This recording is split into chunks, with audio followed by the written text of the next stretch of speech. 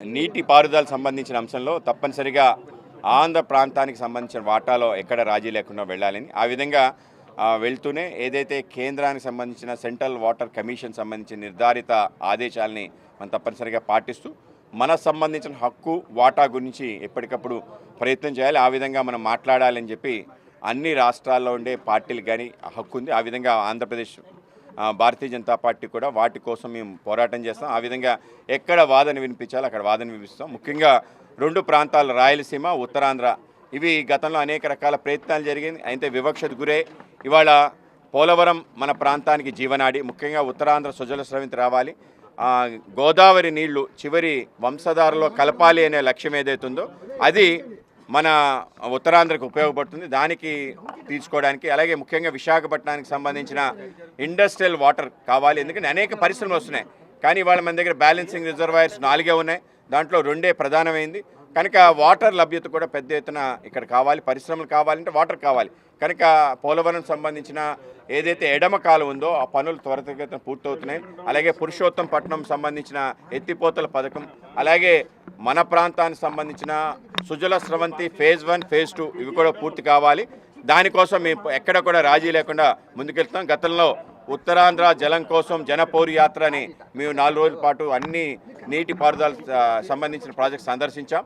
వాటిని అన్నింటినీ కూడా పూర్తి చేయాలంటే పెద్ద నిధులు అవసరం లేదు. ఆ విధంగా వాటిని కేటాయించి రాష్ట్ర ప్రభుత్వం వెళ్ళాలని మేము అడగటం జరిగింది. ఆ విధంగా ఆలోచన రాష్ట్ర ప్రభుత్వం చేస్తుంది. ఆ విధంగా పెద్ద ఎత్తున ఇరిగేషన్ ప్రాజెక్ట్ కంప్లీట్ చేస్తారు. అయితే మరీ ముఖ్యంగా మన రాష్ట్రానికి సంబంధించి సుమారు 200 టీఎంసీ వాటర్ రాయలసీమకు కావాలి.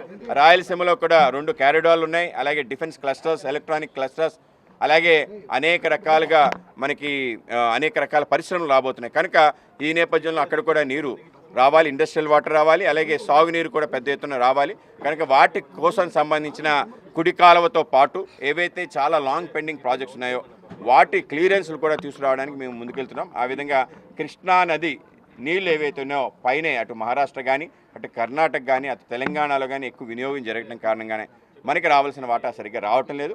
కనుక ఏవైతే మిగులు జలాలు ఉన్నాయంటే రెసిడ్యూల్ వాటర్ దాన్ని పూర్తి భాగస్వామ్యం ఆంధ్రప్రదేశ్ జరగాలని చెప్పి మేము కూడా కోరుకుంటున్నాం. దానికోసం మేము కూడా పూర్తి స్థాయిలో ప్రయత్నం చేస్తున్నాం. అయితే దాన్ని సరిగ్గా ప్రజెంట్ చేయాలి. రాష్ట్ర ప్రభుత్వం ఇవాళ తెలంగాణ చాలా ప్రొయాక్టివ్గా వాటికి సంబంధించిన అంశాలు మాట్లాడుతున్నాం. ఆంధ్రప్రదేశ్ కూడా ఆ విధంగా నిపుణులు ఉన్నారు, మన దగ్గర అద్భుతమైన వ్యక్తులు ఉన్నారు. కేఎల్ రావు గారి నుంచి ఇప్పటి నుంచి ఇరిగేషన్లో అతి గొప్ప ఇంజనీర్స్ ఉన్నారు. కనుక వాళ్ళందరి యొక్క వాళ్ళ సహకారం, అలాగే రిటైర్డ్ ఇంజనీర్స్ ఉన్నారు, వాళ్ళ యొక్క సహకారం తీసుకొని రాష్ట్రంలో తప్పనిసరిగా మనకు సంబంధించిన అన్ని రకాల వాటాలు తీసుకురావటం, ఏవైతే పెండింగ్ ప్రాజెక్ట్స్ ఉన్నాయో వాటి కూడా పూర్తి చేసుకోవడం, వేటికైతే క్లియరెన్స్ లేదో ఆ క్లియరెన్స్ కూడా పొందే విధంగా ప్రయత్నం జరగాలి. దాంట్లో మీ పూర్తి సహకారం. నీటి పారుదల సంబంధించిన అంశంలో తప్పనిసరిగా ఆంధ్ర ప్రాంతానికి సంబంధించిన వాటాలో ఎక్కడ రాజీ లేకుండా వెళ్ళాలని ఆ విధంగా వెళ్తూనే ఏదైతే కేంద్రానికి సంబంధించిన సెంట్రల్ వాటర్ కమిషన్ సంబంధించిన నిర్ధారిత ఆదేశాలని మనం తప్పనిసరిగా పాటిస్తూ మనకు సంబంధించిన హక్కు వాటా గురించి ఎప్పటికప్పుడు ప్రయత్నం చేయాలి. ఆ విధంగా మనం మాట్లాడాలని చెప్పి అన్ని రాష్ట్రాల్లో ఉండే పార్టీలకు కానీ హక్కు ఉంది. ఆ విధంగా ఆంధ్రప్రదేశ్ భారతీయ జనతా పార్టీ కూడా వాటి కోసం మేము పోరాటం చేస్తాం. ఆ విధంగా ఎక్కడ వాదన వినిపించాలో అక్కడ వాదన వినిపిస్తాం. ముఖ్యంగా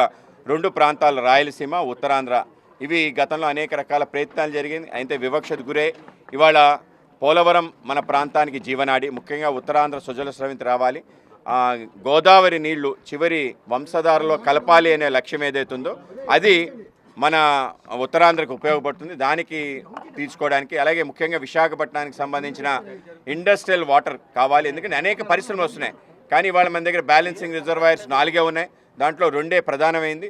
కనుక వాటర్ లభ్యత కూడా పెద్ద ఎత్తున ఇక్కడ కావాలి. పరిశ్రమలు కావాలంటే వాటర్ కావాలి. కనుక పోలవరం సంబంధించిన ఏదైతే ఎడమ కాలం ఉందో ఆ పనులు త్వరితగతిన పూర్తవుతున్నాయి. అలాగే పురుషోత్తంపట్నం సంబంధించిన ఎత్తిపోతల పథకం, అలాగే మన ప్రాంతానికి సంబంధించిన సుజల స్రవంతి ఫేజ్ 1, ఫేజ్ 2 ఇవి కూడా పూర్తి కావాలి. దానికోసం మేము ఎక్కడ కూడా రాజీ లేకుండా ముందుకెళ్తాం. గతంలో ఉత్తరాంధ్ర జలం కోసం జనపౌరి యాత్ర అని మేము 4 రోజుల పాటు అన్ని నీటిపారుదల సంబంధించిన ప్రాజెక్ట్స్ సందర్శించాం. వాటిని అన్నింటినీ కూడా పూర్తి చేయాలంటే పెద్ద నిధులు అవసరం లేదు. ఆ విధంగా వాటిని కేటాయించి రాష్ట్ర ప్రభుత్వం వెళ్ళాలని మేము అడగటం జరిగింది. ఆ విధంగా ఆలోచన రాష్ట్ర ప్రభుత్వం చేస్తుంది. ఆ విధంగా పెద్ద ఎత్తున ఇరిగేషన్ ప్రాజెక్ట్ కంప్లీట్ చేస్తారు. అయితే మరీ ముఖ్యంగా మన రాష్ట్రానికి సంబంధించి సుమారు 200 టీఎంసీ వాటర్ రాయలసీమకు కావాలి.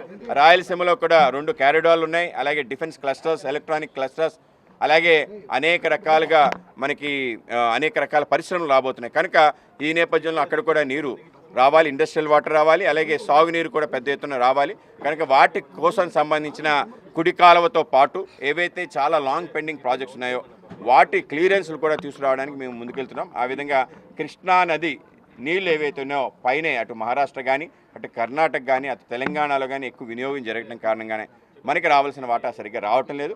కనుక ఏవైతే మిగులు జలాలు ఉన్నాయంటే రెసిడ్యూల్ వాటర్ దాన్ని పూర్తి భాగస్వామ్యం ఆంధ్రప్రదేశ్ జరగాలి అని చెప్పి మేము కూడా కోరుకుంటున్నాం. దానికోసం మేము కూడా పూర్తి స్థాయిలో ప్రయత్నం చేస్తున్నాం.